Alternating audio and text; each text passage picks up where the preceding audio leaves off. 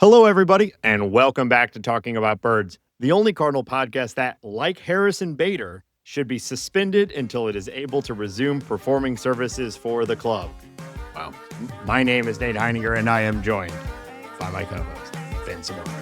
Hello.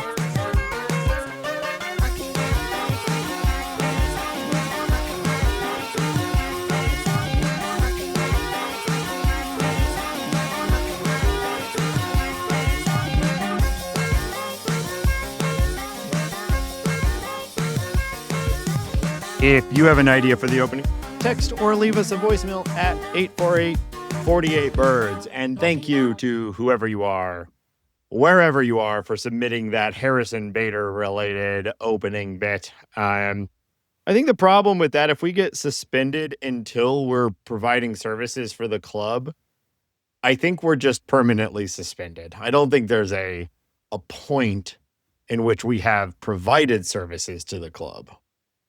Who is our club? Well, I guess ostensibly I would think the St. Louis, we are our own club, but this is not helpful for us. Has this podcast been helpful for you? Well, we get a free game every year. Yeah. We've made some new friends, some new enemies. Yeah. I'd say ever so slightly, it's been a net positive. But it's on the fence.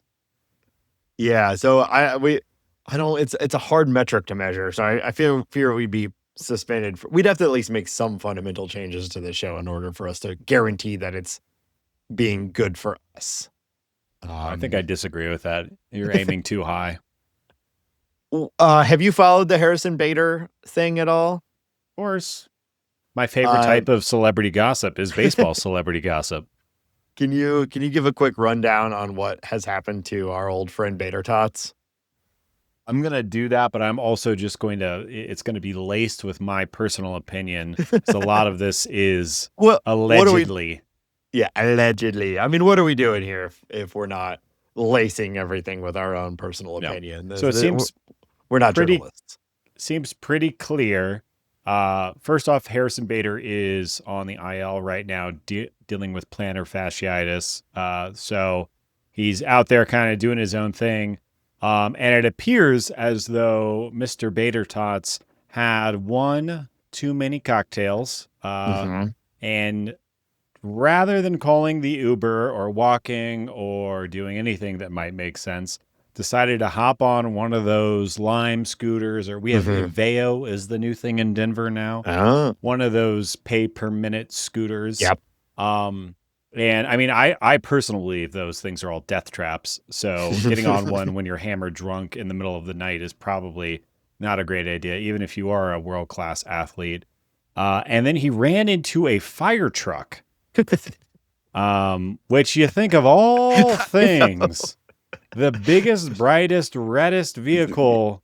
It's so good. It's so good. I mean, you could not name a more observable thing than. Yes. And I know I'm one to talk, but I like to think I probably would have seen a fire truck. I've seen you run into many things, Nathan. I will give you credit here, though. You've never run into a fire truck.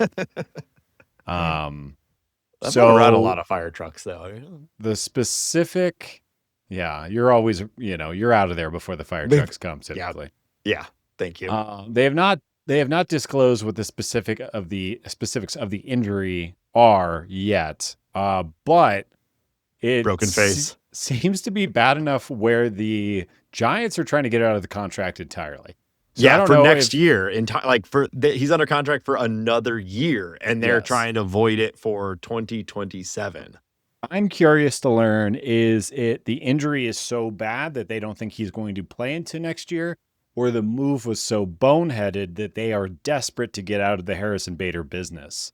And I'm curious to see how this unfolds, because typically there's a lot of things in these player contracts. Like, I know that, there's been things of you can't even play pickup basketball. You can't go skiing. There are lots of little lifestyle things that they bar you from because you may get injured. I don't know if there's a carve out for drunken scooter riding or scooter riding in general, But it's a funny little story. I mean, I hope he's okay also. For sure. Obviously, as Cardinal fans, we're all or at least we're big fans of Harrison Bader. My theory is that it's a little bit of all of what you said, but mostly the fact that the Giants, he's put up negative 0.4 F4 this year. The Giants are trying to cut everywhere. Their little rebuild is not done, and they just don't want to pay this, 30-something-year-old outfielder $10 million in 2027. And so they're seeing this, here's a chance, and it wouldn't surprise me if there is some sort of reckless behavior clause, that I think we've heard about players have, teams utilizing that. But I wonder if you could argue that him getting on a scooter at night while drunk would constitute some sort of reckless behavior clause. I mean, there's a lot of things that if you're the Giants and you actually want to pursue this, there's a lot of little nuances that you're going to have to prove to an arbiter or somebody. And then there's also this thing of like, if you're willing to do this to a player, obviously, like, you're drawing a line in the sand that we don't want you anymore. So, like, how does he ever come back to this team? It all seems weird. Yeah. Well, yeah. It certainly seems like if that's the case, then they just end up cutting him, even if they still have to pay him, right? Like, I don't know where they might not even want. I think they don't even want him after this year, and the plan probably for next year. So they're like, here's our chance to get out of $10 million, or they maybe try to trade him in a salary dump sort of thing. Yeah, I'll say. I mean, I'll be curious to see what happens because like these contracts are guaranteed. So yeah, players get like, players have gotten DUIs and that's not contract voiding. It's also it is an accident. Like he was riding. I'm sure. I don't know the legality. Is it? Can you be drunk on a Lime scooter? I mean, obviously you can be drunk on a Lime scooter, but is it illegal? No, you should not ride. Okay. In doing so, don't give me the AI overview on this. Serious legal consequences depending on your location. Yeah. No, I only give the AI. We do not scroll down, Hamba. Because the other thing, it's like you'd think if somebody's drunk and they're going to get themselves home, I would much rather they're on a scooter than in a car. But I don't understand. You're also like have several. You call a fucking helicopter, my dude. It always drives me crazy when these guys who have infinite wealth and access to anything do any of this driving drunk. It drives me. I mean, I don't think anyone likes it. I don't think I have a unique take here, but I'm like, you could call a private jet to come pick you up at the bar if you needed to. You could do the thing from Batman where they steal that guy out of the house, out of the office building with like the hooks, the halo drop or whatever they call it. Yeah, you have access to everything in the universe. Do another example, Nate. Do another example of an expensive way to travel, real quick. Give me. Come on. You could have a team of a SWAT team infiltrate, break you out, shove you into a limousine full of cocktails. Okay. I was thinking about the you got one? The Willy Wonka in the original one, how they transfer the bar of chocolate. And then they miniaturize. He could, go spend. They could miniaturize him. Yeah. Yeah. Put him on a paper airplane. Yep. Throw him. Oh, no. Well, they transfer. They move it. It moves locations when they do that. I'm just saying using Willy Wonka teleport technology. He could get Superman to run real fast and get the world to shift underneath him so that now he's no longer at the bar. I don't think that's how it works. Doesn't he do a thing where I thought he reversed the rotation of the Earth to go back in time. Maybe that was it. He could he could call Superman to reverse the time, so he was not even sitting there drunk at the bar anyway. Yeah, he could do that. He could. There's no way to argue against what we're talking about. He wouldn't do it. No, you would also. I would think like in today's modern age, like you would just give all of your players like an Uber account, and they can all Uber Black anywhere they want to go at any time ever. It was some football team had a limo service that was available 24/7 to their team for exactly that reason. Like, just call the limo service, like ball out to go. And then, not to go dark, but I remember when we were growing up, wasn't there a Rams player that after a team event, he drove home and killed somebody on his way home and was at a team event and then that happened? I think so. Well, and unfortunately, there are St. Louis Cardinal examples of this exact same thing too. Yeah. And many other MLB players, famous ones and non that have had horrible injury or worse from this sort of thing. Which I think I get. Yeah, it's like when you're drunk, why don't you have good judgment? Which is part of part of the whole thing. If I was Harrison Bader or somebody like this that had this kind of wealth and status, I think I'd just have a guy. That's what I'm saying. One of my boys, you're the sober dude, and you gotta do some late night Mickey D's runs, and you also got to make sure I get home from the bar safe, and I give you 6 figures. You're gonna hire Brandon as your table boy. Well, I do need somebody to be a table in situations where I don't have a table, and that's what Brandon's for. Yeah. You, unfortunately, Nate, you would not be my driver. You could be my. I wouldn't.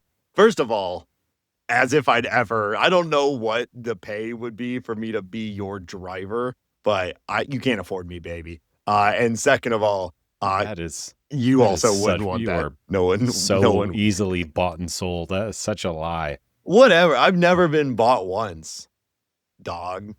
Remember when Plaxico Burris shot himself in the leg at a club? One of the all-time drunken athlete. That's moves. What we want. Okay, if you're out there drunk, shoot yourself in the leg.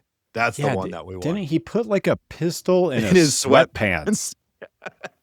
Wild. That's baller status right there. Again, have a guy, if you need to bring a gun with you at all times, have a guy that is your gun guy. What are you doing? I could be your gun guy. I think that's a role that I think fits my demeanor. You are comfortable around firearms. Gun guy. Yeah. If you're out there and you're a gun guy, let us know. If you're a gun guy for hire and you listen to this podcast, let us know. Yeah, there's a lot of Missouri boys and girls that listen to this. I'm sure there's some gun guys and gals out there. Don't shoot me. That's all I got to say. One time I went, I was at work and I took a little Lime scooter to a local grocery store to get some guacamole to bring back to the office because it was guac o'clock. And I had the bag of guacamole hanging on the handlebar of the Lime scooter. And I'm just going down the street having a fantastic time. I personally love riding those stupid little scooters. It's been a while since I've done it, but I was a big user when they first came out. And the handle on the bag ripped, and my guacamole and chips just went all over. I think it was Euclid in the Central West End. I understand that there's a value to having like a cheap, equitable form of transportation that's all over the place. But I think they are death traps. I think they are horrible to look at. Sometimes there's some on my front lawn. I live in the city. It drives me absolutely insane. They show up near our house sometimes too. I pick them up and throw them in the river. Yeah, I saw there was a Veo, that's the company out here, a Veo technician standing on my front lawn today. Digging holes. I did not like it. All right. Well, good luck, Harry, wherever you are. Hopefully it is not such an injury that they're actually trying to get out because you're like ruined from sports and it's just stupid. I'll put a pin in this or to make my final point. Of all things to run into, not only is a fire truck probably the easiest thing in the world to see, but holy shit, that's a big, heavy metal thing. Yeah, like that's like running into a wall. I think I'd rather run into a brick wall. Like 100%. All the little metal bits jabbing out of the fire truck. Also, the big, beefy, handsome men that are in there that are going to come out and laugh at you. That's going to be a problem. Would help you. They would help you. Even there'd be at least. I think there would be. Can you imagine you're sitting in your fire truck, being handsome, wearing suspenders, and then you just hear like a thump into the side of your car, and you go out, and it's Harrison Bader's crumpled on the floor. The guy that's only played 30 games this year and been generally terrible. Yeah.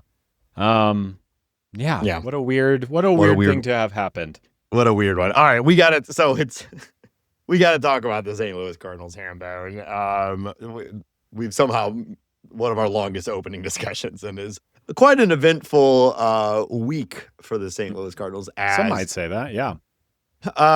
Technically the Cardinals are still in it, 4 games back of a wild card spot. But as we ultimately knew was going to happen, even from the beginning of the season, the most likely outcome has occurred. The Cardinals were sellers at the deadline, though not exactly in the way I was expecting.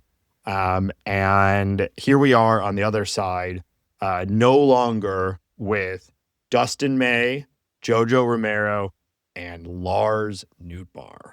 So before we get into the player specific, like, what's your general vibe coming out of the deadline? Yeah, I think that the first 2 that you mentioned, May and Romero, make a lot of sense. I think we were prepared for that. Would probably be kind of mad had that not happened. So, right along moving along there, no big issue there. Seeing Newt go, I mean, he has just always been this guy that's really never taken off. We've talked endlessly about the StatCast numbers. Obviously, he had some like amazing globally relevant moments in the WBC. Japanese hero, Lars Nootbaar. Just a sentence in and of itself that is funny, interesting. It's such a bizarre career. He's been able to cash that into a bunch of Japanese brand deals. Yeah. And I think, for various reasons, I think the name, the WBC, his play when healthy, he's been kind of a fan favorite, like a guy that's not great. Like his popularity in St. Louis definitely outweighs the production that he's given us on the field. But I think everything about him, from the fact that he was kind of a non-prospect to becoming a relevant player, the StatCast numbers, the tongue sticking out when he's going for the fly balls, all the things about his game just made him very easy to root for. And the fact, or I guess where I'm sitting, is just the fact that it never all came together in a Cardinals uniform is ultimately disappointing. I will say, I think when you look at Lars Nootbaar, the player from non-Cardinals tinted red glasses, then it all makes sense. It's not that shocking. He's got platoon problems. He's an okay outfielder. We'll see. I'm hoping that good things come his way from a production standpoint in Arizona. And then the final note I'll put on that before we kind of talk about the trade specifically is the only thing I'm disappointed or feeling critical about is the fact that Jimmy Crooks, Pedro Pages, Leo Bernal are all sitting in the same spot they were before the deadline. Yeah. And I was really hoping that Bloom and Goons would provide some clarity around the catcher position. I feel strongly that Pedro Pages really has no home here, no matter how good the vibes are. And the defense, of course, we love the defense. Everyone loves it. We love it, don't we, folks? It just does not make sense for me to have him soaking up, or I guess using any of the air, the oxygen that's available from an at-bat perspective. So that's kind of my whole thing. I think it was pretty successful overall. One gap was the, not clearing space for catchers or just giving clarity around the future of that position. Yeah. I agree. I would just wanted to a little bit more on the Nootbaar stuff. I think you spoke to his legacy and his overall placement on the team pretty well. I think it's interesting that he actually accrued 9.4 FWAR as a St. Louis Cardinal, which you probably don't feel like he did. Like when you look back to his career, almost 10 WAR as a Cardinal. I've been trying to find a good list of comparison, but I haven't been able to find it in the last 30 seconds while you were talking. But that's actually you end your career as an MLB player having accrued 10 WAR. You're better than a significant population of MLB players. And there's probably some names out there that you think of as more famous St. Louis Cardinals who've accrued far less than that. So the problem with him is that it just came in quick bunches, mixed with constant injury. But in 2023, he put up 3.1 FWAR. So he had some good seasons as a Cardinal and overall contributed a lot. But it is that inconsistency. It's that injury. It's all the platoon stuff that made his return not really representative of a player who had accrued that much WAR at the MLB level as well. I agree with your take on it's disappointing. This feels like either the second or third sort of trade environment that we've entered into, with everybody saying, what are we going to do with all these catchers? And then we come out to the other side of it saying, we still have all these catchers. And arguably we have more now because of the emergence of Rynel and his rapid ascension. My best guess is just there wasn't the market that made sense. At the end of the day, the Cardinals don't have to sell low on Jimmy Crooks. They don't have to move on from Pedro Pages right now, when you could argue that Bernal and Rynel both need more time to cook. So I disagree on that. I mean, have you been watching what Bernal has been doing? You could I think you could argue either way. You could argue, bring him up right now, let's just get it going. Or you could say, let it keep going. Let it keep cooking. Here's what frustrates me is you're just not going to get much for a Pedro Pages type. He is a good clubhouse guy, of course, and he is a good defensive catcher, but you're just not going to get a lot for him. So I just don't see why. I mean, unless it was just nobody was interested, which I find that hard to believe because he's a major league defensive catcher. Maybe just nobody needs that at all. But he makes, of all the guys he's no future with this team. Yeah, that's the tricky part about any trade deadline and all of our speculation, basically just also being an outside podcast. We just don't know what calls Heim got, right? Like, it could just be there literally was no market for Pedro Pages at all. Or it was like truly like, we'll give you cash considerations or something like that, which maybe you're arguing you should just do that too. I think there's an argument against that for now. But the questions you have about Pages, I have the same. I'm assuming it's the same thing with Ryan Stanek, where they're just decided like either nobody wanted him or the offers where they're like, it's just more valuable to have him finish up the year. Well, Stanek makes more sense to me because Stanek is going to provide innings that the Cardinals just need. Yeah. And there's not like a guy that's banging on the door to take those relief innings. I mean, I think that there could be some arguments about just like, why don't we just get Bryson Mouts up here and just have him throw some major league innings? Like, maybe just letting Ryan Fernandez get his bell rung a few more times in the major leagues. That seems helpful. Is more valuable than Ryan Stanek. But that one it makes sense to me because he will come in. He, at 2/3 of his outings, he will stabilize, and 1/3 he will not. And also he's gone, immediately. The thing with Pages, like I said, why I'm stuck on this is because I don't think he has a future with the ball club. And I am of the opinion that Bernal is doing enough that he should just be getting major league at-bats for the rest of the season. He's a switch hitter. He can play catcher and first base. He's doing everything that you could ask of a catcher. And he's, in my opinion, he has proved what he needs to prove at AAA. Yeah, I think that's fair. I'm not going to argue against it. I would certainly like to see him more than Pages. Well, it's also like when you think about, Ivan Herrera is catching 2 days a week. Yeah. Jimmy Crooks is catching 2 or 3 days a week. So we're carrying a guy who's catching maybe once a week, not pinch hitting for us at all. It's just a bad use of roster. And I think, like I've talked about this before, I hate like there's such a small amount of major league at-bats. All of those at-bats should either be going to Crooks or Ivan or the catcher of the future. And it's just, I think we're kind of just wasting our time with Pages right now. So I agree generally. We've been saying kind of the same thing for a while now. Every single moment in 2026, especially now that the season is, they're no longer considering themselves in contention for the playoff spot.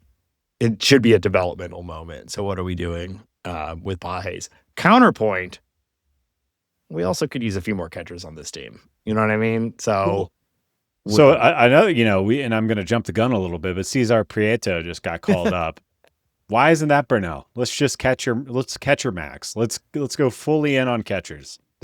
They're catcher maxing. Yeah. Nice. Yeah, I get it. Those are words I say that make sense to me. Yep.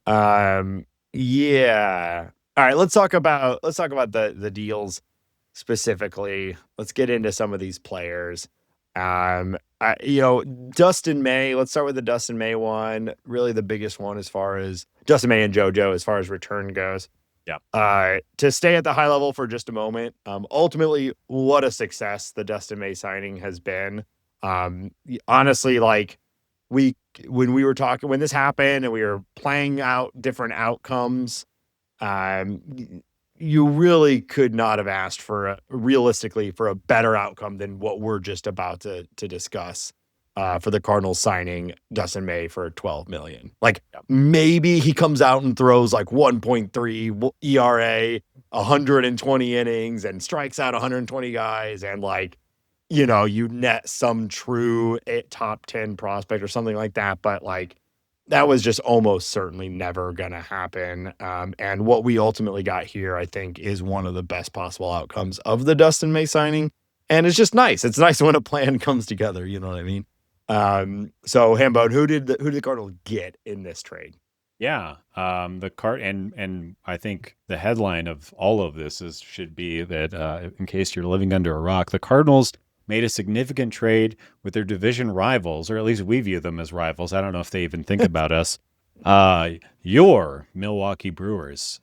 So like Nate said, Dustin May, JoJo Romero, both on expiring contracts. So 2-month rentals for 2 outfield prospects in the Brewers system, Alexander Frias and Josiah Ragsdale, which, first off, I think they're both pretty fun names.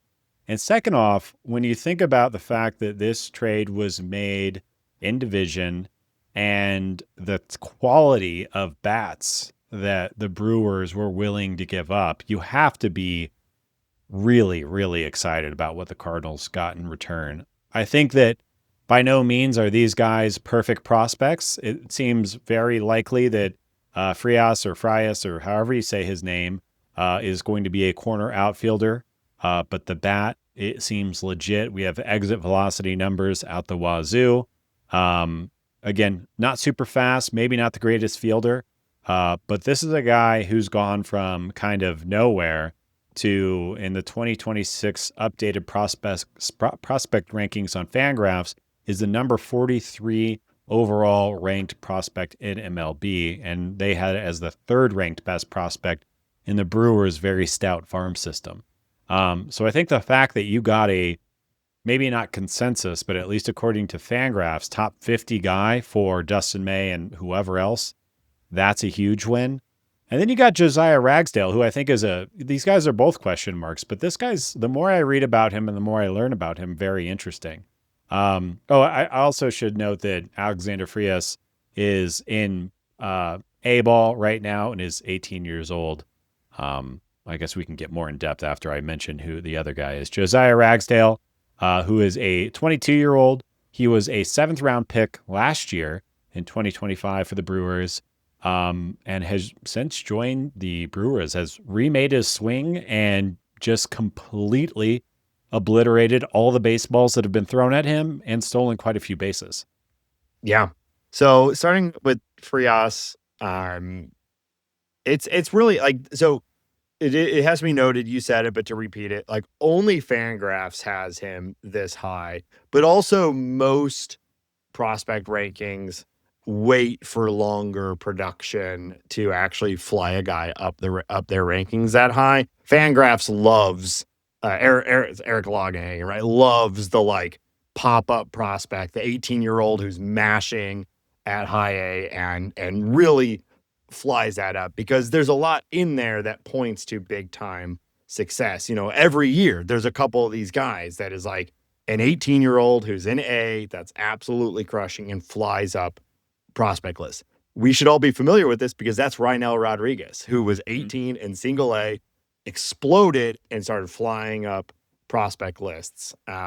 So I think all you really need to know is that Frias at 18 years old hit a ball 117 miles per hour in single A. So you can see where the pedigree is, or rather where the hype is coming from. But he is, at the end of the day, this is a lottery ticket type guy. He's 18. He has crazy exit velo, but he hasn't done it at any of the higher levels.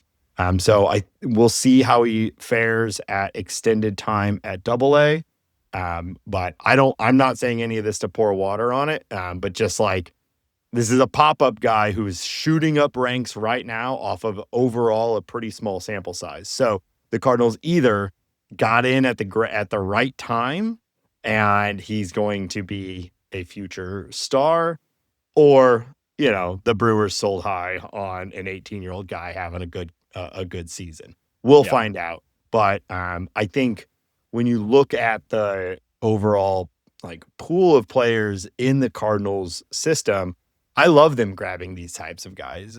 Go for the high-end lottery pick. Go for the guy who, might not make it at all, but also might be the next, I keep thinking Churio because it's the Brewers. This guy's not a Churio, but Churio had a similar thing where just blew out of nowhere as an 18-year-old for the Brewers. But go for these guys. Corner outfielder with potential for 40 home run pop. He has the hardest hit ball in his league right now, and he's 18. It's incredible. And 18 is young for single A. We've talked a lot about on this show about 18 is young for anything, Nate. Yeah.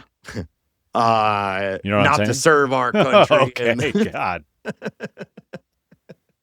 Did not expect send those boys to fight the Germans.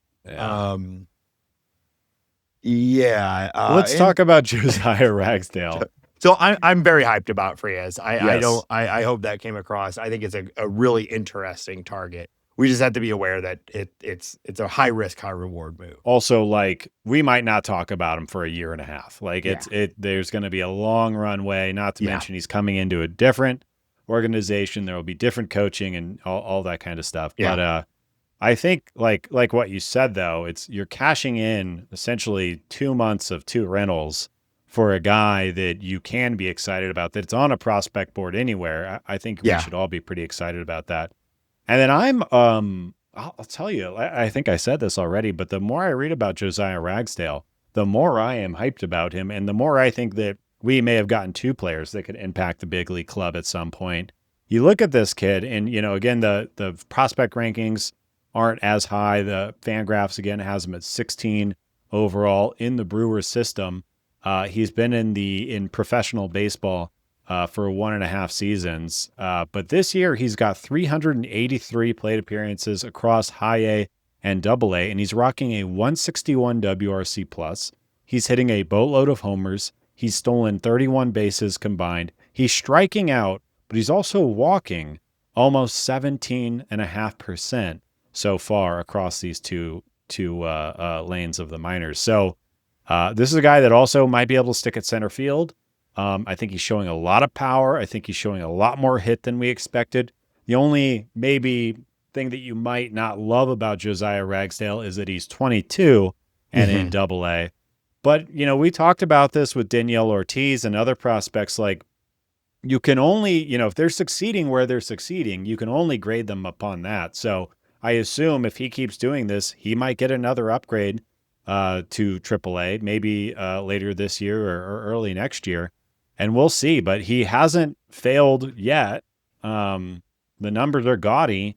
And I don't know. I've watched him swing. He is very athletic. He's very young. There's, I think, a lot to be excited about him too. Yeah, so he's on quite a rise this year. He started the season at A, moved up to high A, and then moved up to double A. Right. So usually a good sign, right? The Brewers, a very good development organization. It's like, this guy's got it. Let's get him up, And as you've been saying, some of his best numbers of that rise are in his 119 plate appearances at double A. So he didn't get called up and struggled. He called up and he's doing even better. Right. So now it'll into the field of, all right, he's playing a more age appropriate league. and with more talent and more spin and more velo and everything. So we'll see if he can do it for more than 119. And then, maybe so. And then AAA and so on and so forth. But like he's crushing everywhere. Who knows what clicked this year versus the previous year. But it's great to see success at every level he's been challenged at so far. In AA right now, when you go over to look at his prospect savant page, he is 99th percentile WOBA, 98th percentile WRC plus, 99th percentile ISO. There's a lot of red. He is 97th on walk rate, 85th on chase. Like, he does a lot of things. He's 79th on barrels per plate appearance. This kid is just crushing the ball. And like I said, maybe a center fielder. He's young enough and he's fast enough that maybe he'll be able to figure that out. But I think, whether that sticks, whether he runs into, he's a lefty, whether he runs into platoon issues or not, I really like the upside for both of these guys. I really like that they targeted outfield. I feel like we have a lot of young infielders throughout the club right now, and these are bats that you can dream on, which, of course, is the most fun thing in baseball to watch a prospect kind of, crawl his way up through a bat first. But yeah, I'm excited, Nate. I am too, and it's been such a pitcher heavy, rightfully so. This is not a complaint, but it's been such a pitcher heavy rebuild that it's kind of fun to, like you just said, it's like, okay, nice. I want to see a couple more guys slug, and with the trading of Nootbaar, and obviously like Church is fun, but has his own flaws, like, and Baez is fun, but has his own flaws. We're looking at an outfield right now that basically has one guy that we feel is locked in. And coming into this season, we were like, why is that guy there? So I think there's you don't draft, you don't trade for current needs, especially not an 18-year-old. But like when you do look at the depth and even the major league team right now, it does feel like we could certainly use some more outfielders, and Ragsdale at this pace could be competing for a spot in 2027. Yeah, I mean, you think about it, other than Josh Baez, what's the outfield prospect that you're hyped to? I mean, we were talking about Colton Ledbetter figuring some stuff out last Ty week. Pete has had a good month or so. I was looking at him before, another high risk, high reward guy. Chase Davis recently got promoted to AAA, which we haven't talked about yet. Maybe you're still hyped on him, but we're not seeing the rapid growth we were hoping for there. But I agree. I am happy. Condon, the new, the guy we just drafted, right? But he's 18, so yeah, he'll probably start playing a game here in the next week or so, I would imagine, and then we can start talking about that too. Trevor Condon, yeah. All right, so again, just to recap, like we can't be more happy with how with Bloom and Goons and the execution of the Dustin May project and the trade and everything. So very excited about it. One last, little bit of love for JoJo Romero too, who's kind of overshadowed in this whole thing because he has been on the IL. But obviously is a part of why the Cardinals did get a good return here too. One of the better left-handed relievers in baseball for quite a while now, and has been, a stabilizing force in an otherwise up and down bullpen for many years now. I always really liked JoJo Romero, so I'm sad to see him go. But I'm glad to see that it happened, And shout out to that trade that Edmundo Sosa for JoJo Romero. I have to say, now that the book is closed on that, at least from the Cardinals perspective, I think you have to feel pretty good about that. You're able to get like you said, a stabilizing force in the bullpen for 4.5 years, and able to flip him for, at least in part, for a couple of prospects we're excited about. So really, really great move all around. Thanks, Mo. Yep. Thanks, Mo. Wow. All right, let's hit the Nootbaar deal. Goes to the Butts and Cracks. Yep. Reunited with Nolan Arenado. This was one of those trades where it got announced that the Cardinals had traded Nootbaar to the Diamondbacks, but we didn't know for what for like 45 minutes, which is part of the fun and like panic of the trade deadline as you're like flying through the prospect list. Like, oh, what if we got this guy? Oh, what if we got, you're just doing like Christmas shopping on the Diamondbacks top prospect list. But for a lot of reasons we already outlined, this was never going to be a massive haul. But the Cardinals got a couple interesting guys. Do you want to run them down real quick? Yeah, we were able to get Daniel Eagan, who was ranked on Fangraphs as the 7th overall prospect for your Butts and Cracks. He's a starting pitcher, right-handed. And Sandro Santana, who is the 33rd overall ranked prospect for the Butts and Cracks, he's a left-handed reliever. And I guess let's start with him, and then we can work our way back to Daniel Eagan. I think that Sandro was a little bit more of a throw-in. He's a 21-year-old relief pitcher. He has made it to Double-A this year. But if you look at his numbers, Nate, first off, he throws the ball really hard. He keeps the ball in the zone generally, and strikes out everybody. In the minor leagues, he's been averaging 37% strikeout rate this season. Pretty good. Been walking a little over 10%.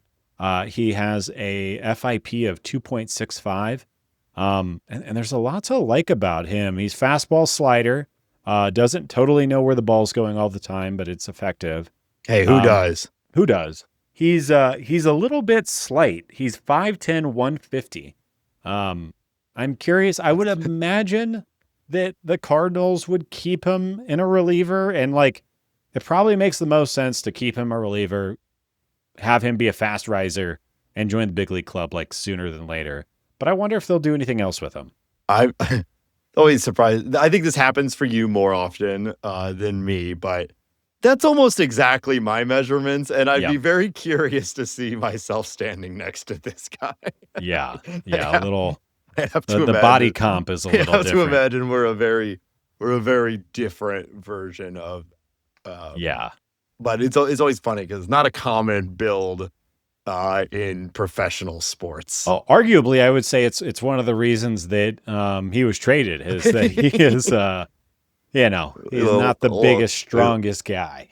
Yeah, because even the like guys who are like 5'6" or like 180, they're like built like tanks or whatever. So 5'10", 150. No, you draft a guy 5'10", 150, and you're like, oh, he's got plenty of room to fill out. Uh-oh. Hopefully he keeps growing. Maybe. So he might need some cheeseburgers, but I'm curious, like, will the Cardinals convert him to a starter? Do they just want to kind of let him keep doing his thing and just striking everybody out and bring him up as a fastball slider bullpen guy? I don't know. But again, this is a guy that's probably very likely to impact the big league club at some point. Yeah.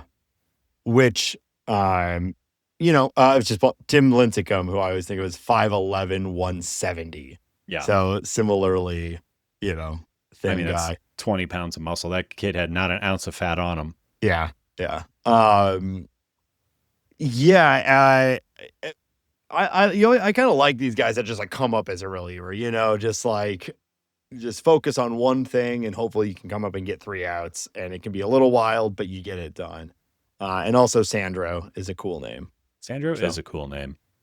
I'm excited about him. I guess the thing that we should be more excited about, or we have potential to be more excited about, is Daniel Eagan, who is a fastball slider, curveball changeup guy. He has made his way to Double-A. In Double-A this year, he's striking out almost 30% of batters. That is right. In Double-A, he's been striking out almost 30% of batters, walking just over 9%. He has a 4.95 ERA at that level, but his FIP is lower. It's been commented a lot that his home ballpark is a bit of a Coors Field of the minor leagues, so maybe don't look into the ERA as much right now. But this is a guy who is not slight. He's 6'4", 205. He looks like somebody that has the ability to stick around as a starting pitcher. I think you get him into the Cardinals pitching lab and they start kind of assigning, prescribing him what they want out of him from a pitch mix standpoint. I think there's a lot to dream on here. I guess one other thing I want to call out that's interesting about him is that he has, I don't know if you've watched him pitch yet, Nate, but he has like a Andre Palante, Trey Yesavage, like over the top motion. He looks really weird. The slider dives down a lot. I think partially because it's coming so high, it really jumps down at the plate. So it's an interesting mix. He's a unique kind of style of pitcher. And again, he's only 23 and looks like he could be a starter. Yeah, I saw, this is like as anecdotal as it can get, but I was doing what I think a lot of people do is you go and kind of look at like opposition when trades happen. Like what does the other side think about this trade? You know what I mean? And like for the Dustin May one, I saw a bunch of Brewers fans being like, damn it, like we overpaid, like this is crazy, which as a Cardinal fan, you're like, hell yeah. And then for this one, I saw a lot of Diamondback fans saying like, this is a sneaky grab. We were very excited about Eagan. The surface stats don't really reflect the skill, and I think that there's a chance the Cardinals grabbed someone with this, his big problem has been the home run ball, and pitching in Busch is a lot better than pitching in that minor league ballpark. So we'll see. He's got a little ways to go, but like you said, he's got 87 innings pitched, 109 strikeouts. That's a big time strikeout. So you can get the home run ball down, or maybe just not pitch where he's pitching. Those stats may look a lot better. Yeah, and I think like worst case scenario, you have a guy with a weird arm slot coming out of the bullpen, striking some guys out. Like I said, I think both of these guys, Sandro and Eagan, have chances to impact the major league club, at some point in the next few years. So, really like A grade on both of these trades. I'm not going to sit here and say that like I knew who Daniel Eagan was a few days ago, but now that I do, and now that I've watched some video and gotten to know him a little bit, I feel really good about this. Yeah, well, the entire market, we've talked about this before, but teams have wised up on rentals, and Nootbaar's not a rental, but he has his own sets of flaws and stuff like that. But I think like considering what we ultimately traded, 2 pitchers expiring at the end of the year and a flawed but fun outfielder, I think is a very good execution of the deadline. Did you see what the Brewers reportedly offered for Skubal? I know it was 3 top 100 prospects, but I don't remember who it was. Luis Pena was the centerpiece of it, who was like a top 20 guy, and I think Lara might have been in it too. Is quite the offer, So there's still, if you happen to be trading a back-to-back Cy Young winner at the trade deadline, you can still get a incredible package, but after that, I think it drops off. I think the Tigers hitching their wagon to the star of River Ryan is an interesting move that I'm not sure that I would be making. I think I would rather go for maybe those Brewers pitchers. I think Zaire Hope is going to be. He seems pretty special. Yeah, I think River Ryan. So injured all the time. He's a 27, 28-year-old prospect that still has not made his big league debut, injury after injury. I think they were buying Zaire Hope, and then everything else was like the icing on the cake. But some people think Zaire Hope is like the next guy. He might be. He looks and very pair impressive. him with Max Clark, who just debuted, and they're looking at like, we've got our outfield with McGonigal. Like, I like the trade for the Tigers, but I do agree with you. I was like, River Ryan, like, maybe get. I was someone surprised else. by that. Yeah. Because I imagine they were like, oh yeah, we can just plug him right in. Can you? Will you? Yeah. I don't know. Yeah, maybe they know something. I'm skeptical is all I'm saying. Sure. I'm not fully sold on River Ryan and his ability to actually pitch a major league schedule, but I guess we'll see. All right. One other little trade the Cardinals did for reasons that are mostly unclear to me, Nathan. As we made a trade with the Cincinnati Reds, we got Caleb Ferguson, a left-handed pitcher who's 30 years old. He came to the Cardinals for $250,000. He's a rental. I mean, we've seen this guy. We've seen this guy in the league for quite a while now. He was with the Dodgers. I'll go back to what I was saying. Like, why not Bryson Mouts? Why not Ryan Fernandez? Why not Matt Swanson? Why not anyone? Bring up Durangelo. Have him throw some innings. Eshawn Henderson. Like, get a guy in there. I just don't fully understand it. It doesn't really make any sense to me.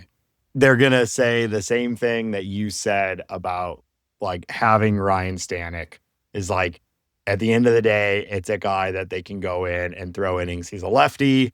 If we have games where the starter's out in the second inning and we're going to need guys and we don't always have someone available for a development standpoint. Yeah. And so this is a guy that costs them only money. So just a depth piece, It is not a big deal. It does not really matter. We'll see him pitch, 15, 20 innings. It doesn't matter. But it just seemed like busy work there. I did something else. Okay, great. It was Mo called in one last deal.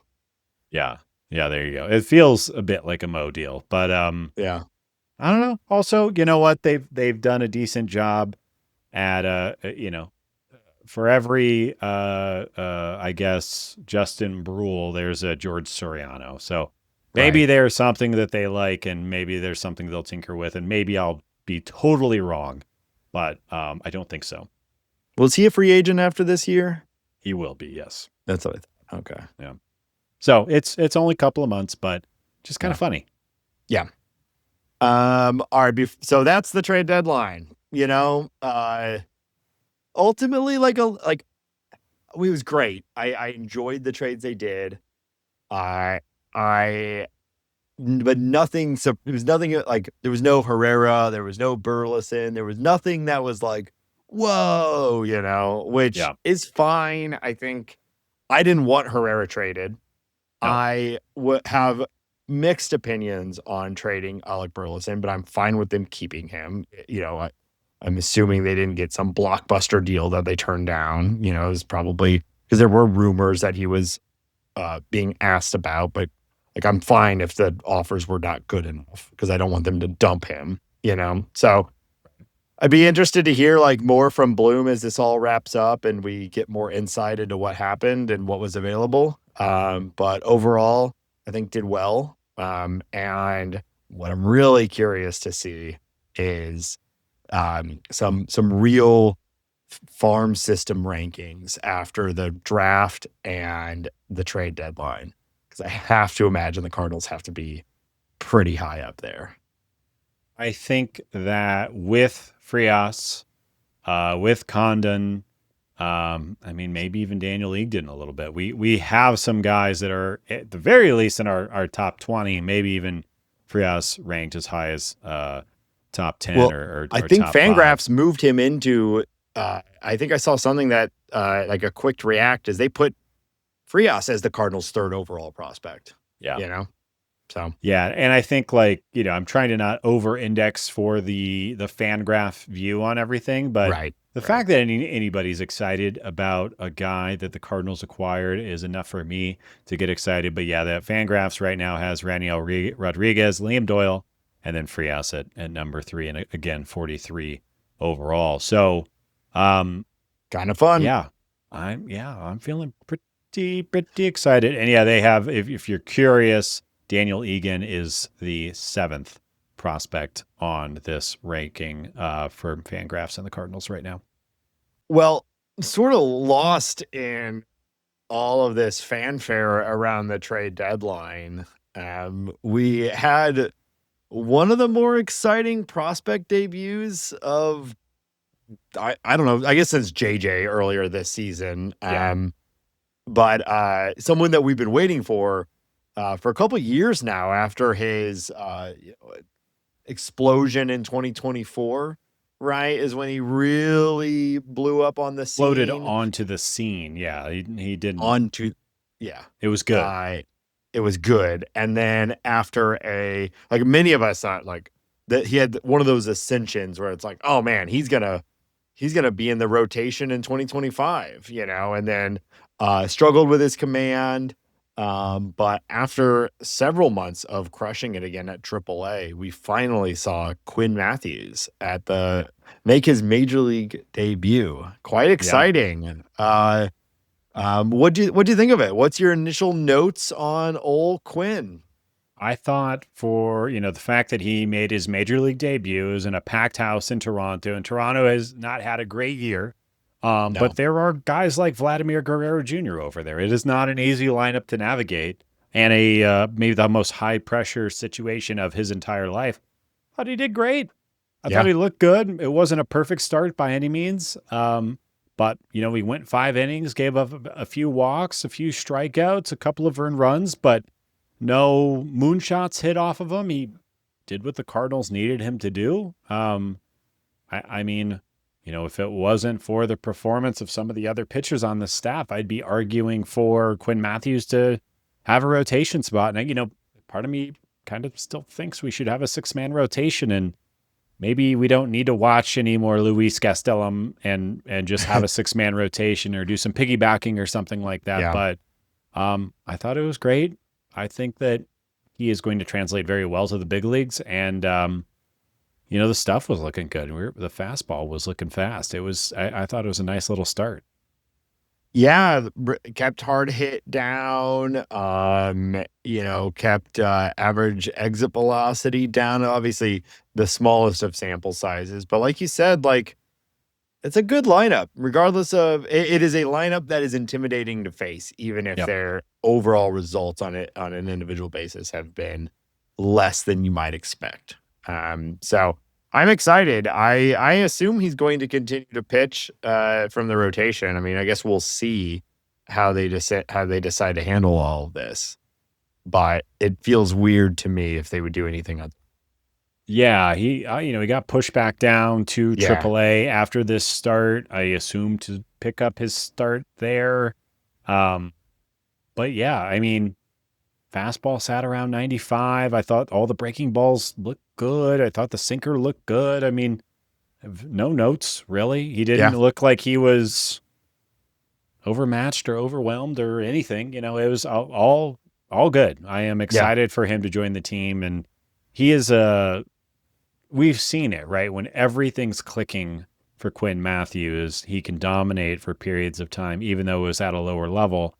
Curious to see, if he gets hot, if he figures everything out, what that looks like in the bigs. And I don't know, my expectations are high, hopefully appropriate, but high. Well, there's a reason, even though he sort of fell back to earth a little bit, there's a reason why he flew up prospect rankings in 2024. Everything about him, projectable, looks like he should be able to pitch for 1,000 years, throws hard, strikes guys out. It's kind of everything you want out of a starting pitcher, outside of the command issues, which he has gotten back under control. So we'll see, but it's exciting. It's the last starting pitcher debut. I get Dobbins, but that feels a little different, you know. It was not a major league debut for Dobbins. No. It was a Cardinals debut for him.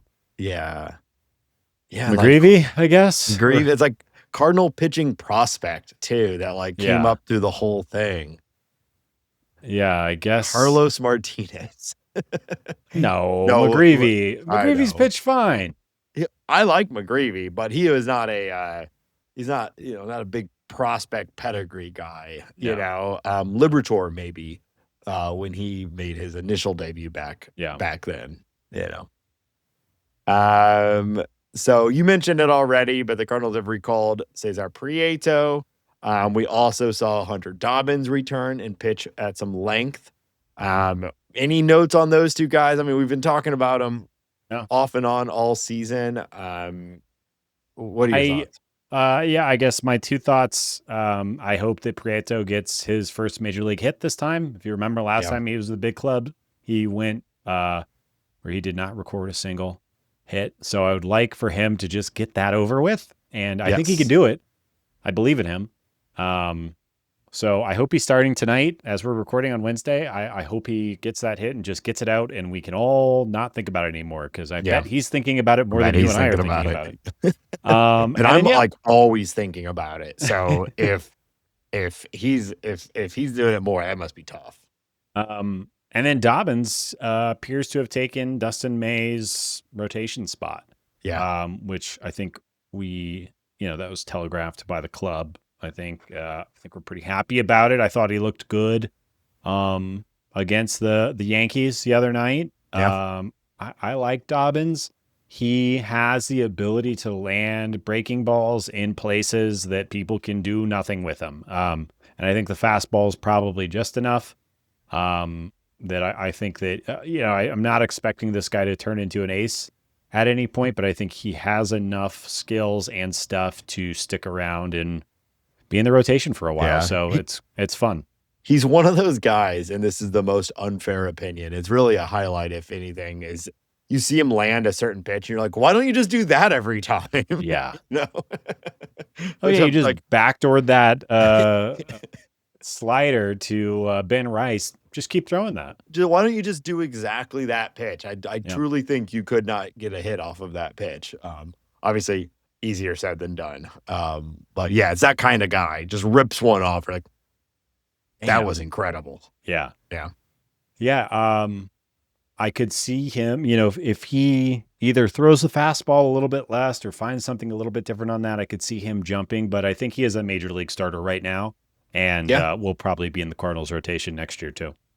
And take a look at his StatCast too, if you're interested. Like, he's not really blowing anything out of the water. And outside of chase percentage, he's basically at or above league average on almost everything, which is a good place to be for his amount of time in the bigs. You can certainly see some projection here and see how it won't take many adjustments to actually start to really excel, or at the very least be a good back end starting pitcher, which is kind of what we always thought he might be.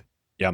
Yeah. I mean, he's, I imagine that life gets a little simpler when you're going to start in the major leagues the next week and you're not having to ride that shuttle back and forth. So yeah, I'm hoping he continues to progress and I feel good about it.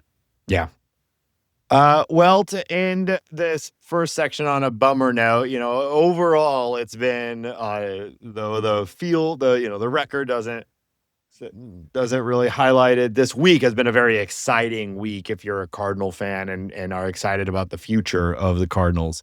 But unfortunately, a favorite prospect of many of ours, Tink Hence, was DFA'd. Yeah. Quite surprisingly, so he was sent off of the 40-man roster. There's still a little bit of time where the Cardinals could work out I have to look at the current status of it, but basically if he could clear waivers and maybe re-sign with the Cardinals or end up with another organization, right? I suspect he's going to end up with another organization. I really thought he was going to end up included in one of these trade deadline deals, just as a piece of it. I don't actually know how it works now that we're past the trade deadline. I know you can still do waiver wire trades. Yeah, they can make a trade for it, but I believe he would not be eligible for the postseason roster. But I am sure no one will be corrected. Yeah. But as soon as we hang up. Either way, he basically has to clear all 30 teams, in which case he could end up back with the Cardinals, or what I think is more likely is someone out there is going to want to take a flyer on Tink Hence, which, I hope he finds success somewhere else. This is just another unfortunate example of there's no such thing as a pitching prospect, Yep. He's 23 years old. I think we'll hear his name again, whether it's with the Cardinals or not. But the fact of the matter is he was walking close to 18% of batters this year. Hasn't been able to be healthy. And, it was a starter. Now he's a really, it's just all gone downhill the last 2 years for Tink. But we say it all the time. You just need to be good right now. And I think he's a guy that will have a moment at some point. Yeah, I sure hope so. Yeah. I unless there's something in the medicals that we don't know about that also played a part in this, someone will take a flyer. Personally, I'm hoping he clears waivers and he can go back and stay in the Cardinals organization. But I just think this is the type of guy that some team will say we'll grab him and see. But he certainly has had a lot of time, and there's a lot out on him at this point. So we'll see. Third. They needed the 40-man spot, I guess. Yes, so. I guess so. Anything else you want to touch on before we move to the next part? No. All right. Well, we are going to talk about the upcoming series, hit a little bit of league news and the other big moves around the trade deadline, and of course, play a little game. But before we get to that, we want to remind everyone that this show is listener supported on patreon.com/talkingaboutbirds. If you want to show your support directly for the show and the time that we put into it to bring it to you every single week, please check it out. There's a bunch of different tiers that you can sign up for, but subscribers at any paid level get access to a couple things. Early episodes, if that is your thing, it usually comes out the night before, sometimes the day before. And you get access to the Bird Scored. That is our private Discord server, a place where we are talking about the Cardinals and other news around the baseball, and also just whatever the hell people want to talk about. It's a good little community. We have a lot of fun there. It is pretty much exclusively replaced baseball social media for me, and I feel much better about that. For my days are better being in there instead of all of the other things. Though we do love posting our episodes to those other things too. Don't get me wrong. Okay. If you are on those other things, we post episodes. Thank you to Martin F., our newest patron. Thank you for subscribing. We truly appreciate your support. Shout out, Marty. Yes. And if you want to show your support in other ways, take out your little device right now and leave us a review on your favorite podcast platform. That really does help us. And, of course, tell your friends, tell your family. Hambone, where else can people find us? Online. Wow. The internet, the World Wide Web. We are on Blue Sky, Instagram, and the TikTok. Check us out there. You can watch these episodes on YouTube if you're one of those people. You can find all the podcast information, t-shirts, and more at talkingaboutbirds.com. Of course, you can email us directly at talkaboutbirds@gmail.com, and you can call us and leave a voicemail or send us a text message to 848-48-BIRDS. That's 848-482-4737. 848-48-BIRDS. Wow. All right, Hambone, your Colorado Rockies.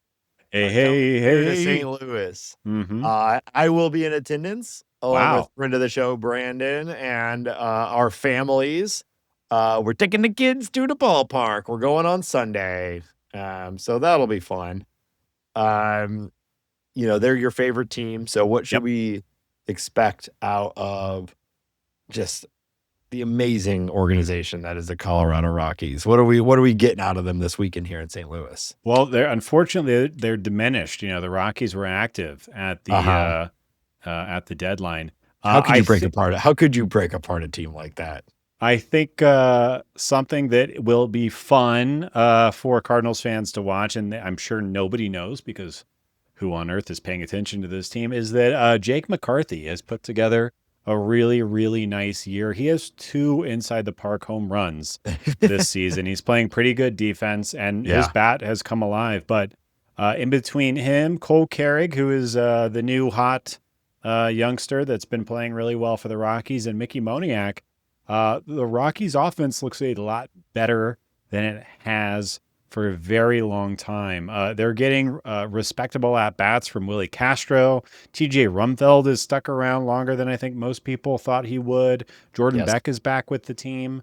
This team is not as hapless as they had been last year and the year previous. This is the first time they've really gotten better in a while.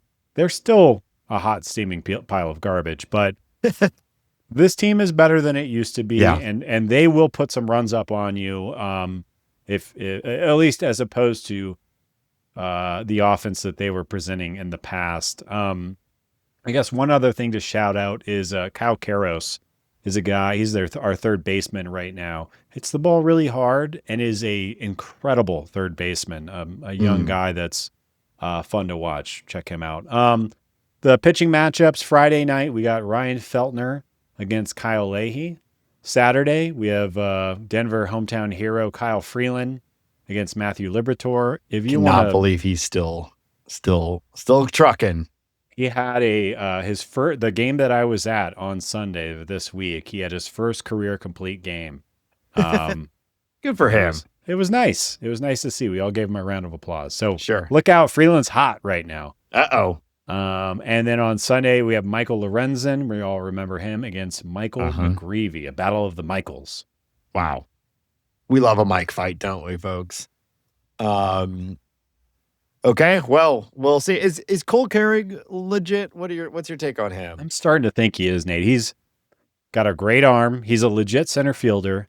Okay. He's fast, and I think he might have enough power to stick around. I think he's a pretty good little player. Yeah.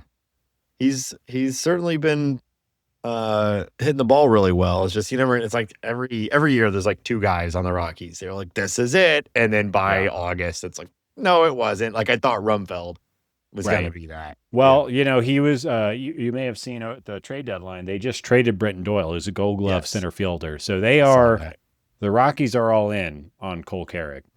The Rockies are all in on having a fine team this year. Yeah. All right. That's right. Well, should be a fun series. Again, I'll be there. Look for me on the Jumbotron. After that, I'd say just a marginally better team. The Philadelphia Phillies are coming to St. Louis. So let's start with the pitching matchup. It's been a minute since we've seen the Phillies. Yeah, Monday night, Andrew Painter, who's back with the big club, is going to be facing Hunter Dobbins. Tuesday, Christopher Cy Young Sanchez is going to be facing Andre Palante. Nothing I'm worried about there. Nope. And then Wednesday, it gets a lot easier when we have Zach Wheeler going against Kyle Leahy. Yeah, their lineup, we're looking at a cool Kyle Schwarber, Trey Turner, Bryce Harper, newly added Luis Ariz, Alec Bohm, Brandon Marsh, JT Realmuto, Bryson Stott, and Tristan Crawford. Actually, a pretty top-heavy lineup. There's a reason they went and got Ariz. Yeah. But they're a good team. They're a playoff team. And yeah, that pitching, well, Painter should be good, but hasn't been good. So if you're looking for a game where we might be more evenly matched from a pitching standpoint, that's going to be it. Christopher Sanchez has come back to earth a little bit over the last 2 months, but he's still having an incredible year. And then Zach Wheeler is Zach Wheeler. He came back and was like, yeah, it's not like I missed a year and almost an entire year. Do you see he's already talking about continuing his playing career? I mean, called this from a mile away. We all saw that coming, especially when he got hurt and missed a year, you know? Like, some guys do it. There's plenty of stories of guys leaving when they're still good and healthy and all that. But I figured once he missed time and, now he has an easy self-explanation for, I didn't actually get my last few years, So, not surprised at all. And I imagine the Phillies will pay him pretty handsomely to stay around as they should. For more years. Yeah. Or he could come over to another red team and be the Cardinals, kind of that signifier of the rebuild is over. Maybe we could trick him. Like, you're playing for the red team. I think you could trick a baseball player pretty easily. I think you could probably trick a baseball player. Let's start. That's not a fire truck. That's a good one. Yeah. It's also red. That's the Phillies. Oh, come and play with us.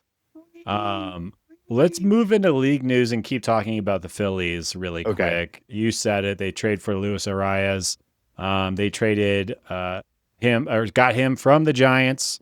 They also got right-handed pitcher Caleb Gillian for a couple of young guys. What I find most interesting about this trade is that rather than just put Luis Arias at first base and slide Harper out to the outfield, or put Arias at third base and just get Baum out of the lineup. They've decided to displace Harper, put him in right field, have Arias play second base, put Baum at first base, and slide Bryson Stott, their normal second baseman, over to third base. I don't understand this move at all.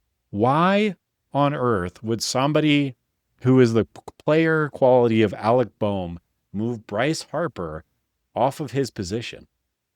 Yeah, I don't know. I mean, to be fair to Arias, at least part of this decision making, surprising all of us, he's been an incredible second baseman this year. So I guess it starts there. They want to keep him at his home position. And so you'd move Stott over to third, putting Bohm on the bench, keep Harper at first, basically. Yes. So they're trying to keep Bohm, because who are they replacing in right by moving Harper out there? I guess Derek Hill or Brian De La Cruz, the young that's guy. ultimately the move. Is they prefer Bohm's bat over whoever their right fielder is. But what I'm saying is that that's not a correct call. Have you seen Bohm's bat? I know. He's terrible. And at least with Derek Hill, you got some speed. He's a better defender. There's some upside there. Brian De La Cruz, he can run into a ball. I think that Alec Bohm is like barely a major. I don't understand why he's on there 25 man, 26 man. They've done this for, he was actually better last year than I thought. 1.7 F WAR total. And 2 years ago, 3.4. He's been one of those guys that they kind of dreamed on forever. I guess they want to keep that dream going, even though he's accrued negative WAR this season. Just not the guy, Nate. I'm telling you. All right. We already talked about the Tarek Skubal deal. And I guess we should just hit some of the big ones, because there was a lot of deals flying around. Yeah. I think maybe the most surprising deal of the deadline was that Adley Rutschman is now a Red Sox. The Orioles trade him and Jake Rogers and some cash to the Red Sox, and the Orioles are giving up a bunch of prospects. Anthony Iacin, Kyson Witherspoon, Andy Azokar, and Carlos Narvaez all going to the Orioles. And there's some pretty big names on that if you're a prospect guy. What do you think of this trade? Well, I think they got a pretty good return. There's no such thing as a pitching prospect, but Anthony Iacin and Kyson Witherspoon are both pretty well regarded. Iacin, one of those pop-up guys this year that's been flying up rankings. So I think the return was okay or good, somewhere between that. I was pretty surprised as well, but the Orioles seemingly are pretty locked in on Basayo. Rutschman is getting older. And I guess they decided to move on. I think he's been like Mr. Oriole or whatever is felt like for a while now. And at one point looked like the next guy, best catcher in baseball. So it's surprising to see someone move on from him. But I don't know. I thought it was an okay deal. Yeah, he's got wrist issues. It seems like they gave up a lot for Adley, and Adley is a huge question mark to me. But he's been better this year than he has been previously. And I guess the Connor Wong experiment was just not going good for a second year, so they were desperate to get a catcher. It does make you think okay, we all know Adley. Adley is a name brand, and if you look at StatCast for this year, there's a lot of red on there. So it certainly is this is a huge improvement for 2026. But that was a that was a giant cost. I wonder what they would have had to pay to get Pedro Paez, and would that have been better? It would not have been better for 2026 though. And they are clearly a all-in team right now. What I think is also crazy is man, so in the last year, they've traded Hunter Dobbins, Richard Fitz, Anthony Iacin, Kyson Witherspoon, Connolly Early. That's 5 that I can come off of just right now. Brandon Clark. Was Yoiker? Maybe. Wait, was he? Where did Yoiker go? Was he with White Sox? Well, anyway, that's 6 pitchers from their depth. I'm pretty sure they've traded others as well. And then they have like Sonny Gray on a little deal that, they've got Ranger Suarez who's hurt. Like, they're really pushing in the chips, and I can appreciate that. They were my pick for the World Series this year from the AL, so I extra appreciate it. But I've not seen a team dump pitching depth like this in a long time. I can't really think of a time when a team has dumped this much pitching depth. Just wonder how this is going to work out for the Red Sox there in the coming years. They've gotten older and more injury prone across the board, albeit better. They're better. I would love to give Chaim Bloom some truth serum and see what he thinks about all these moves and all the spreading of his prospect capital that he gathered over the years. It's all in, and the AL is weak. Yep. So like, part of me gets it. And they're playing well. They're playing well. They have a win now team. Adley is a huge gain. Curtis Mead would have been an improvement on over a guy that, like, a pitcher that they don't need right now. So all of it is justified for 2026. Yeah. And Roman Anthony should be back soon. Yeah. Part of me likes that, right? Like, you like a team that's playing well, going all in. You don't see it that much anymore. But are they good enough to be like, maybe even next year, be like, whoops? I don't know. Yeah. I have said it before. I don't think Craig Breslow is great at his job, Right. but this will be put to the test very aggressively very soon. Yeah. All right, let's talk about a couple other deals. The Padres go out and get a couple of guys. They get Casey Mize from the Tigers for a couple of young prospects. They also get Robbie Ray from the Giants for a couple of young prospects. So their starting rotation now looks like Casey Mize, Walker Buehler, Robbie Ray, Michael King, and Randy Vasquez. And I think getting Mize and Ray was, I think, just a stroke of genius by AJ Preller over there. The fact that they still have prospects to trade to get these kinds of guys. The fact that Ethan Salas is still a San Diego Padre, or at least in the system. I like it. They're a team they have a hard road ahead of them, but they're not giving up, and I think they got two great pitchers. Yeah. Kind of bargain bin shopping here, but the upside for both these guys is good. This is not the same as Cardinals acquiring a J.A. Happ or something like that, and overall their costs were pretty low. So I think it's good moves, you know. Like you said, they got a lot of work to do, but this definitely helps the rotation. All right, let's talk about your Chicago Cubs for a minute. They also were quite active. They got Kevin Gossman from the Orioles. They picked up Ryan Zefferjon from the Angels.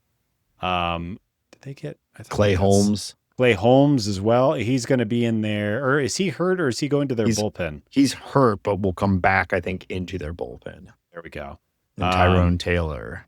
Tyrone Taylor is on their bench now. He's coming from the Mets. I thought that they made some pretty good moves. I think getting Gossman for where they are and the problems that they've had. I mean, we've been talking all season about their pitching issues. And Gossman is not as elite as he once was, but when that splitter is working, he's legit, and he can pitch, game 1 or game 2 of your playoff series. So I think that was a pretty good move by them. Yeah, he's having a down year and would still be the best pitcher on the Cardinals. I know low bar, but I like Gossman. And, he's on track for probably 3.5, 4 WAR this season. And that is, not his best stuff. So, I thought it was a good move. I liked both these moves. Annoyingly, they didn't give up too much, and they have made their team better for this year. Fortunately, they didn't do too much, though. Like, they made their team better, but didn't really do much either to make themselves a favorite. So, I'm predicting an early bounce for your Chicago Cubs. Hey, I mean, I guess I'm not rooting for the Brewers, but I am rooting for Dustin May and JoJo Romero. So I don't know who I'm going to root for outside of that. I mean, honestly, like, I've been thinking about that. Like, you clearly start AL, and like all of our favorite teams are AL. But when I'm looking at this playoff, like, you got your Dodgers, Philly, I'm like, Brewers are up there as far as teams that I'll be rooting for. They aren't top, but they're in the top 3 as far as the NL goes. Yeah. Yeah, I think I'm aligned on that. All right, Nate. Any other trades that I haven't brought up that you think are worth chatting about? Mozeliak was doing some moves. Mozeliak was. I was surprised the Nationals moved Luis Garcia, and I was surprised that the Marlins moved Liam Hicks. Yeah. So those are guys that still have some control and we're contributing right now, especially Liam Hicks. I'm like, Marlins, what are you building for if you're trading Liam Hicks? But they have catcher depth and, first baseman. It's like there's only so much you can value there, but he's been a real breakout this year, and I think it's legit. So I was surprised that they traded him. I feel the same way about the Luis Garcia Jr. And it's the only thing that really makes sense to me is that they don't think he's as good as he's actually playing right now, even though he's hitting the ball really hard. But you'd think building a team around that, his breakout, CJ Abrams and Wood, you'd feel pretty good about that. But move on from him, and I don't know exactly. They hope their young guys can come up and plug holes. Yeah, I think Garcia is a free agent in 2 more years. That's what I'm saying. Like, is that so? Are you not going to be competitive next year, Nationals? I'm surprised. Like, I thought you were. Yeah, and their return wasn't like super exciting either. So it was one of those bulk. We got 4 guys, Well, any deal that you're making and you're getting Jake Bird back, I'm going to tell you right now, that's not the deal you want to be on the other side of. You don't want to be receiving Jake Bird. Yeah, and you just, generally speaking, being a 1 for 4, like it can work. Don't get me wrong, and the Cardinals have done it too. But it's just like it's never an exciting return. For like, cool, that'll stock AA, like. Yep. So. All right. Well, it was a fun trade deadline as always. I think we've talked enough about it. Let's wrap it up, Hambone. We're going to return to a game that a little fan favorite, but it's been a couple months since we've played it, actually. We're going to play Who Is This Guy? Wow. And don't worry, there's no tricks in this one, okay? It's just regular roll. Who is this guy? If you're new to the show, I have a player who has played Major League Baseball for the St. Louis Cardinals at some point in their career. I'm going to give a hint. It starts vague and gets increasingly specific. Ben has to make a guess after every hint. Hambone, are you ready? Let's do it, baby. This player was born June 3rd, 1994. Okay. Oh, wait, nope, I read the wrong one. I'm sorry. August 2nd, 1993. 93. Yeah. Okay. In Orlando, Florida. Orlando. And he's probably still playing. From the House of the Mouse.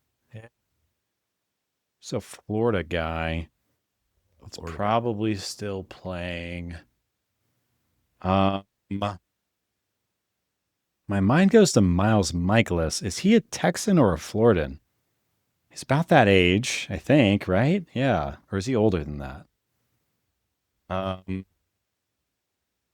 John Jay's a Florida guy, but he's older than that. Who are our Florida guys? Is Harrison Bader a Florida guy? No, he's a New York guy. I'll just get a question or a guess, and I'm going to go Miles Michaelis, the Lizard King. No, I think he's older. Isn't he? Like, he's a little older. Is he? Okay. Yeah. Bader is who we did last time, by the way, because you got it in 1 when I said. Oh, yes. And that's whose birthday I started reading it first because I needed to scroll up. All right. This player debuted May 28th, 2017 at age 23.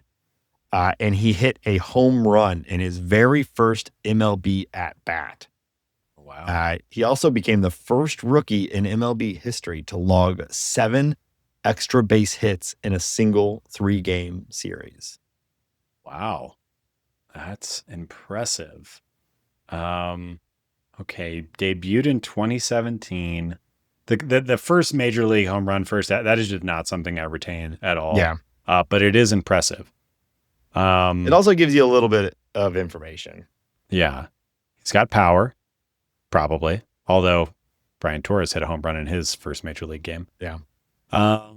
He's a hitter, at least. That helps. There we go. That's a good point. He's a hitter. All right. Nothing is coming to mind. He's from Florida. He can hit a home run. He had a really hot start as soon as he came out of the gates. Debuted in 17. Yeah, I really don't know. Dylan Carlson, I don't think he started after that. 17. Okay, so who's older than Dylan Carlson? Hey, only Google, a couple of guys. Who's older than Dylan Carlson? Yeah, nothing's coming, bubbling up in my little brain nuggets. No. I can't. The Florida. I can't think of anyone from Florida all of a sudden. I feel like that state doesn't exist. A little brain nuggets. Yeah. What's going on in there? About that. I don't like it. There's a little. Instead of little one air fryer. brain, you've got like 8 or 9 little brains in there. Yeah. It's kind of a horrible image. Nothing's coming to mind. I need another hint. I'm gonna say. I just gotta go. Why can't I can't think of anyone that fits that profile. John Jay. Just let's go on to the next one. Okay. That's wrong. All right. This player played for, in no particular order, St. Louis, Toronto, San Francisco Giants, Chicago White Sox, Kansas City Royals, and Washington Nationals. Nationals. Wow, that's a lot of teams. A lot of teams for a young person to have played for. I guess he's not that young anymore. Can you give me that list again, please? St. Louis, Toronto, San Francisco, Chicago, Kansas City, Washington. Oh, I think I might know it, but I did not know that this person is from Florida.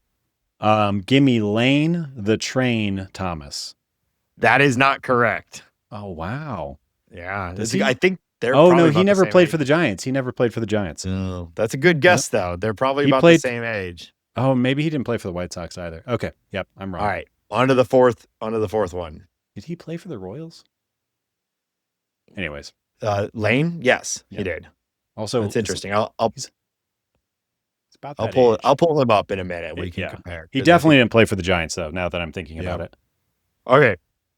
While not flashy, this sure-handed shortstop had a career year in 2019, making it to the All-Star team and accruing 5.3 FWAR, driven by his second in the NL 3.1 defensive FWAR. Is it Peter Kozma? It is not Pete Kozma. Your timing is way off on Pete Kozma. Is it? Oh, yeah, that's way earlier, isn't it? Yeah. Oh, it's Paul DeYoung. There you go. Okay. Oh, my God, Paul. It's Paul DeYoung.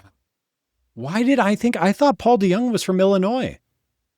Are you? Oh, he was at least born in Orlando, Florida.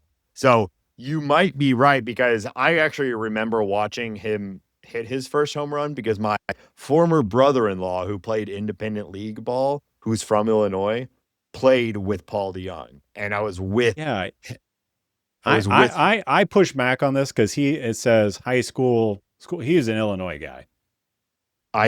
Every time I pull from their baseball reference like top list, and it says born in Orlando, Florida. So I just always go off of that. That's fine. If you would have said Illinois, I feel fairly confident I would have gotten there a lot quicker. Possibly.